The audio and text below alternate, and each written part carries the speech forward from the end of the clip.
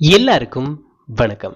நீங்க கேட்டுட்டு இருக்கிறது பிலிவ் இன் டைம். இது ஒரு தமிழ் பாட்காஸ்ட் சேனல். நம்மளோட பாட்காஸ்ட் சேனலுக்கு நீங்க வரது இதுதான் ஃபர்ஸ்ட் டைமா இருந்துச்சுன்னா ஒரு சின்னோண்டு இன்ட்ரோடக்ஷன் மட்டும் நம்ம சேனலை பத்தி கொடுத்துக்கிறேன். இது எது மாதிரியான சேனல் அப்படின்னு பார்த்தீங்கன்னா, உங்களோட பர்சனல் லைஃப்பை டெவலப் பண்ணக்கூடிய குட்டி குட்டி தகவல்கள், நிறைய கருத்துக்கள், நிறைய கதைகள் நம்மளோட பாட்காஸ்ட் சேனல்ல இருந்து உங்களுக்கு கிடைச்சிக்கிட்டே இருக்கும். அந்த வகையில் இன்னைக்கு நம்ம எதை பற்றி பேச போகிறோம் அப்படின்னு சொல்லிட்டு பார்த்தீங்கன்னா, இந்த சந்தோஷமும் சாட்டிஸ்ஃபேக்ஷனும் ரெண்டும் ஒன்றா.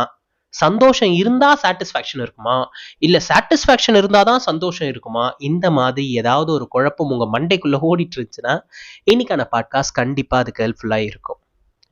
வழக்கம் போல ஒரு கதை. ஒரு ஊர்ல ஒரு ராஜா இருக்காரு. ராஜா எப்பவுமே பாத்தீங்கன்னா அடிக்கடிக்கு நகர்வலம் போவாரு. அவரோட தேர்ல தான் நகர்வலம் போவாரு. ஊர் எப்படி இருக்கு, மக்கள்லாம் எப்படி இருக்காங்க அப்படின்ற மாதிரி பார்க்கறதுக்கு அடிக்கடிக்கு இந்த மாதிரி பயணம் போவார். அப்படி போயிட்டு இருக்கப்ப என்ன ஆகுது அப்படின்னு சொல்லிட்டு பார்த்தீங்கன்னா, அவரோட தேர் தவறுதலா ஏதோ ஒரு பிரச்சனைன்னு சொல்லிட்டு நின்றுடுது. ஸோ அவரோட மந்திரியும் சரி, கூட வந்த படைத்தளபதிகளும் சரி, அது என்ன பிரச்சனை அப்படின்ற மாதிரி அவங்க தேரை செக் பண்ணிட்டு இருக்காங்க. இது ரெடி ஆகிறதுக்கு சில மணி நேரம் ஆகும், அது வரைக்கும் நீங்க வெயிட் பண்ணுங்க ராஜா அப்படின்ற மாதிரி ராஜா கிட்ட சொல்றாங்க. ராஜா என்ன பண்றாரு, சரி ஓகே, இங்க நிக்கிறதுக்கு அங்க மரத்தடிலாம் இருக்கு, கொஞ்சம் நிழலாவது நிக்கலாம் அப்படின்ற மாதிரி மரத்தை நோக்கி போறாரு.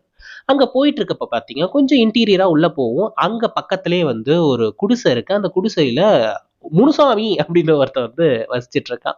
ஸோ இவர் இங்க இருந்துகிட்டே முனுசாமி என்ன பண்றான் அப்படின்னு சொல்லிட்டு பார்த்துட்டு இருந்தா, முனுசாமி சந்தோஷமா அந்த மண்வெட்டியை வச்சு வேலை பார்த்துட்டு இருக்கான். அவங்க ஒய்ஃபு சந்தோஷமா வராங்க, அவங்களுக்கு மோர் கொடுக்குறாங்க. இவங்க ரெண்டு பேரும் சந்தோஷமா பேசிட்டு இருக்கப்ப பின்னாடியே ரெண்டு குழந்தைங்க வேக வேகமா ஓடி வராங்க அப்பான்னு சொல்லிட்டு. அவங்களும் சந்தோஷமா இவர்கிட்ட பேசிட்டு இருக்காங்க. எல்லாரும் என்ன பண்றாங்க, அந்த வயலுக்கு பக்கத்துலயே ஒரு பாயை விரிச்சு அங்கேயே உட்காந்து 4 பேரும் ஒன்னா சேர்ந்து சாப்பிட்டுக்கிட்டு சந்தோஷமா இருக்காங்க. இது எல்லாத்தையும் ஒரு தூரத்துல இருந்து பார்த்துட்டு இருக்காரு. என்னதான் பண்றாங்க பாப்போமே அப்படின்ட்டு.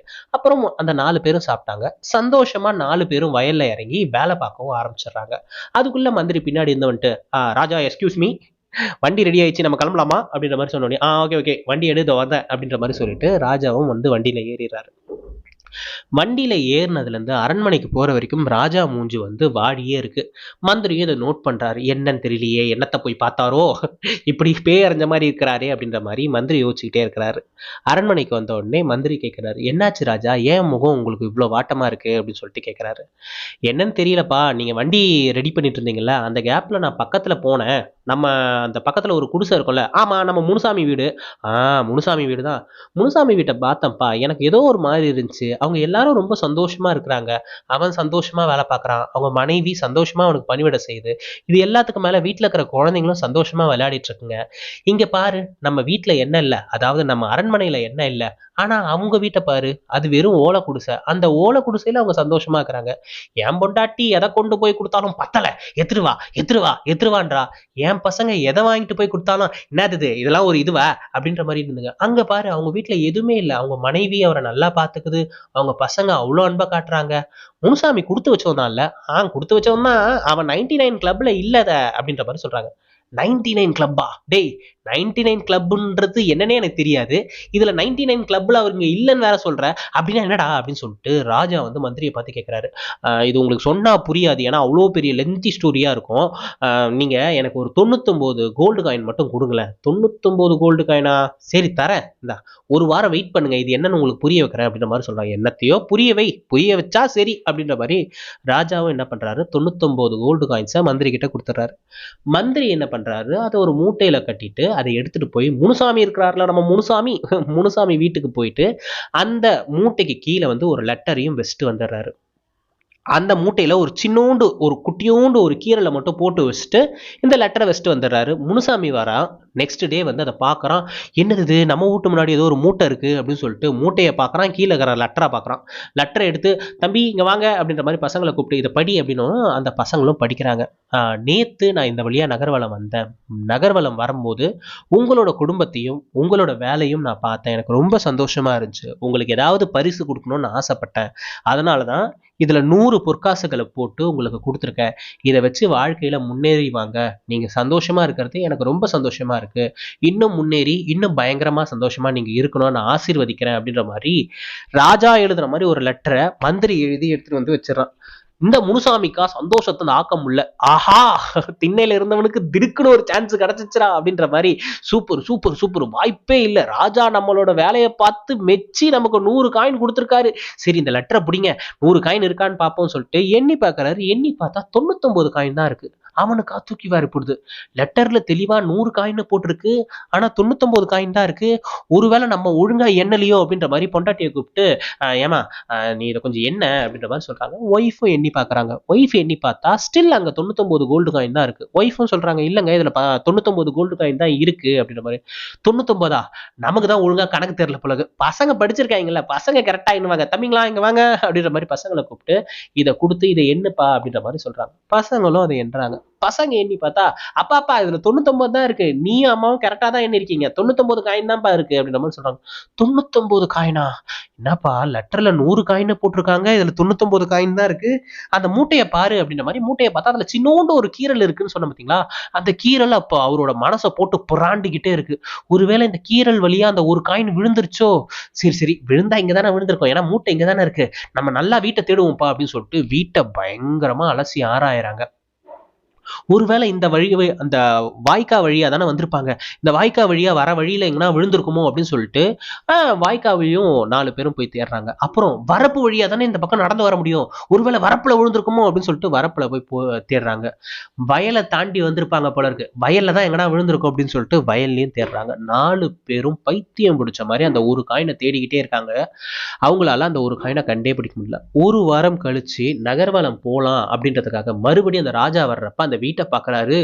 ஓலையெல்லாம் பிரிச்சு அந்த முனுசாமி இருக்கிற முனுசாமி ட்ரெஸ் கிழிஞ்சி எதையோ தேடி நிற்கிறாரு. அவங்க ஒய்ஃபும் பாத்தீங்கன்னா தலைவிரி கோலமா ட்ரெஸ் எல்லாம் வந்து அழுக்காவே இருந்துகிட்டு அவங்க ஒரு மூலையில தேடிட்டு இருக்காங்க.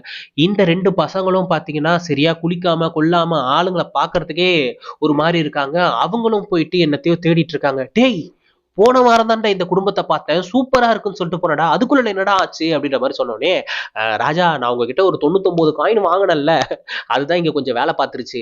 ஏய் என்னடா பண்ணி தொலைச்ச அப்படின்னு அவன் நடந்ததெல்லாம் சொல்றான். இந்த மாதிரி உங்க பேர்ல வந்து 100 காயின் இருக்கிற மாதிரி நான் இங்க லெட்டர் போட்டேன், 99 காயின் இருந்துச்சு, ஒரு காயின் இல்லைன்றதை தான் தேடிட்டு அவங்க இப்படி ஆயிட்டாங்க அப்படின்ட்டு.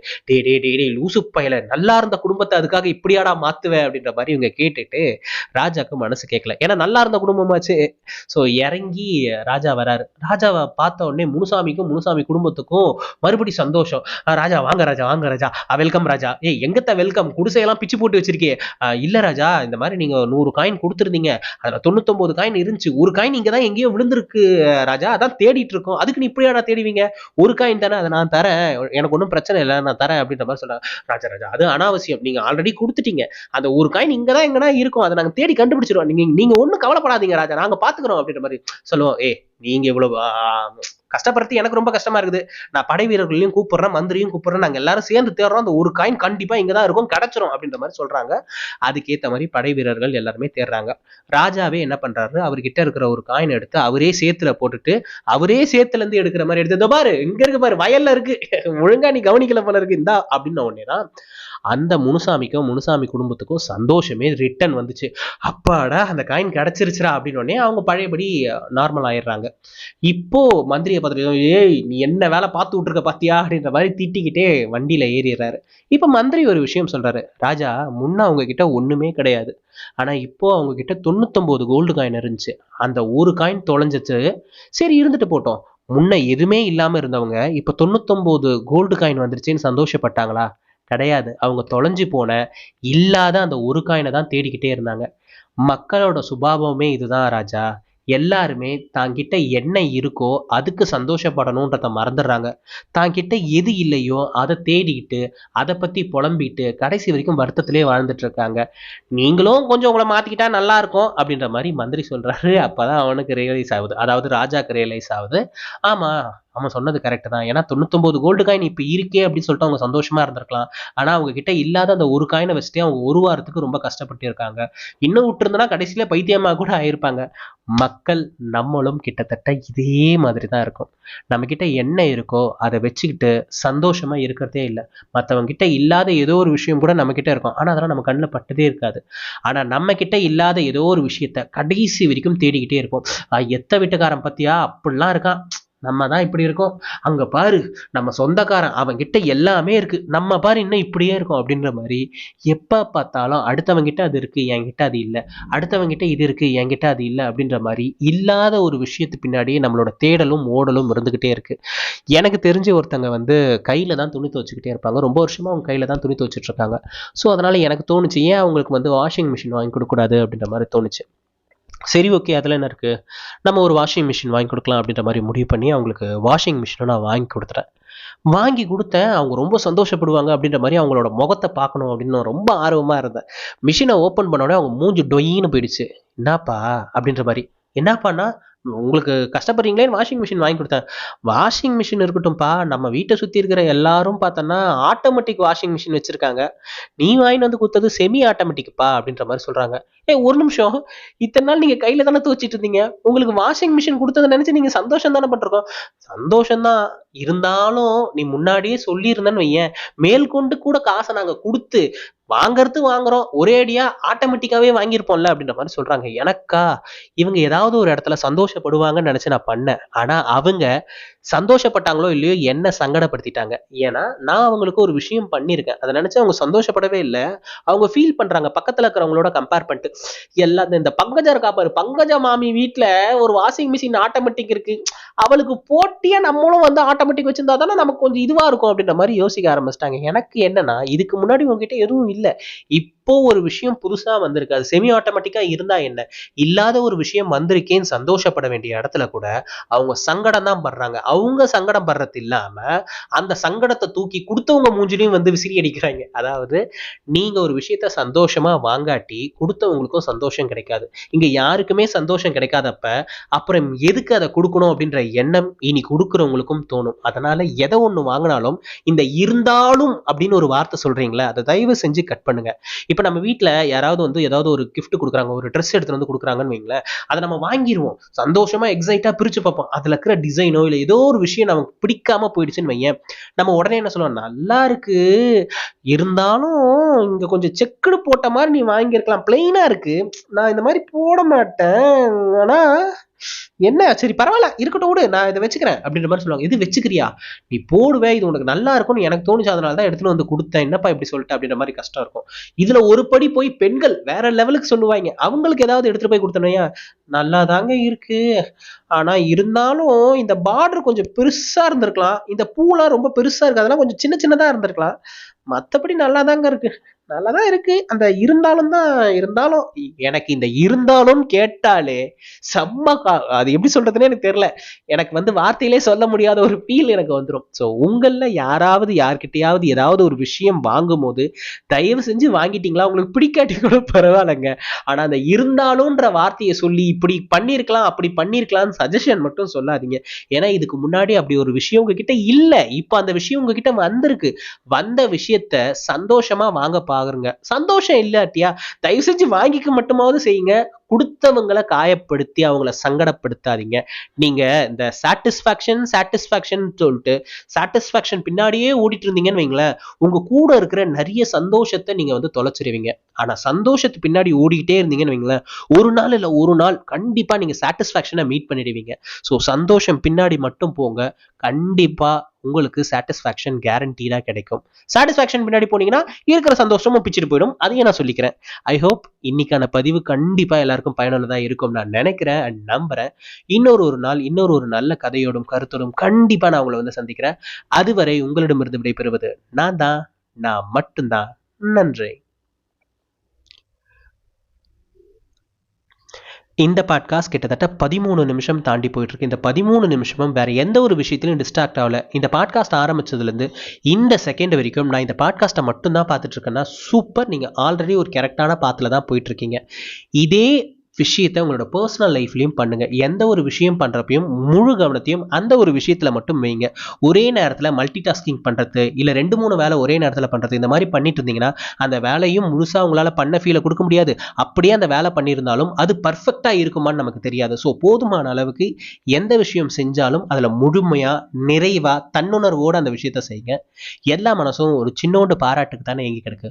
உங்களுக்கு இந்த பதிவை பற்றியோ இல்லை என்ன பற்றியோ ஏதாவது சொல்லணும்னு நினச்சா மறக்காமல் அதை கமெண்ட்டில் வந்து சொல்லுங்கள். கமெண்ட்டில் சொல்லும் போது போதுமான அளவுக்கு எமோஜிஸ் போடாதீங்க, வார்த்தையில் சொல்லுங்கள். உங்களோட வார்த்தைகள் எல்லாம் படிக்கிறப்ப எனக்கு ரொம்ப ரொம்ப சந்தோஷமாக இருக்கும். அதுக்காகவே நான் கமெண்ட் பாக்ஸை எப்போவுமே பார்த்துக்கிட்டே இருப்பேன். ஸோ அதனால் முடிஞ்ச அளவுக்கு உங்களோட கமெண்ட் எல்லாம் வார்த்தையில் டைப் பண்ணி போடுங்க.